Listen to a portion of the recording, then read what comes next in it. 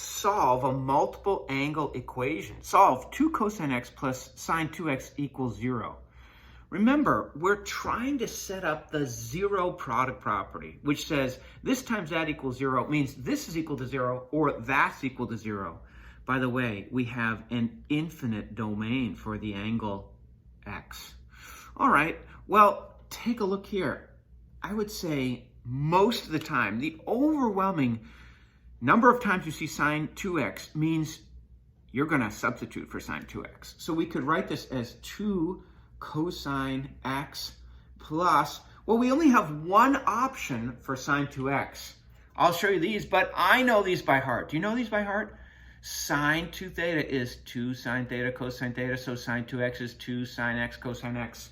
So I'm going to substitute for this by calling this 2 sine x cosine x is equal to 0.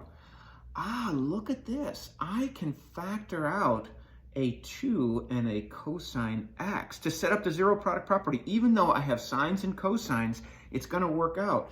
2 cosine x times whatever's left over. Well, if I pull a 2 cosine x out, I have 1 plus sine x. Let's see, I think I factored correctly. Distribute 2 cosine x times 1 is 2 cosine x. 2 cosine x times sine x is 2 sine x cosine x. I'm good to go.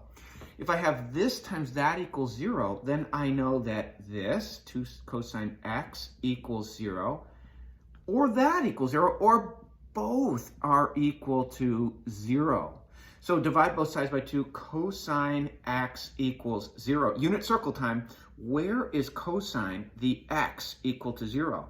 Well, here and here. At pi over 2, we have this point 0, 1, cosine is the x, and at 3 pi over 2, we've got this point 0, negative 1. Now, remember, we could say x is equal to pi over 2 plus 2 pi n, and x is equal to 3 pi over 2 plus 2 pi n. Or because these are directly across the unit circle from each other, I can say x is equal to, pick one. I'll pick the top one, pi over 2 plus pi n.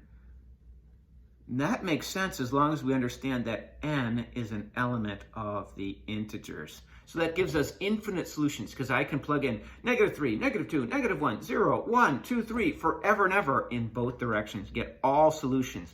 Ding, ding, ding, ding. Every time I add pi, I go from here to here to here to here. I also could have said x is equal to 3 pi over 2 plus pi n, where n is an integer. Or again, I could have said x is equal to pi over 2 plus 2 pi n, and x is equal to 3 pi over 2 plus 2 pi n.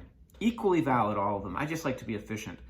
Here, sine x equals subtract 1 from both sides, and now unit circle time.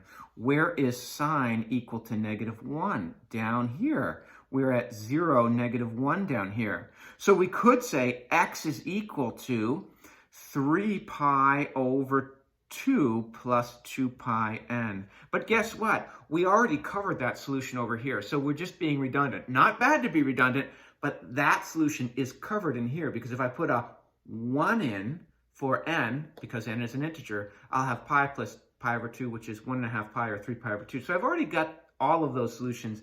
And if I did this one, I said every time we come around the circle, adding 2 pi, or subtracting 2 pi, subtracting 2 pi, I'm going to get this one at the bottom. Well, I've already got all those solutions at the bottom. How else could you have solved this? Well, take a look here. We have 2 cosine x plus sine 2x equals 0. Well, you could have graphed this, and what graphical feature are you looking for if you graph this as y equals this? Well, we're setting y equal to 0, so look for your zeros or x-intercepts on your graph from 0 to 2 pi, and then just add 2 pi n to each of the solutions you have. So multiple ways to do this problem. Certainly good to know how to do it actually using your methods here.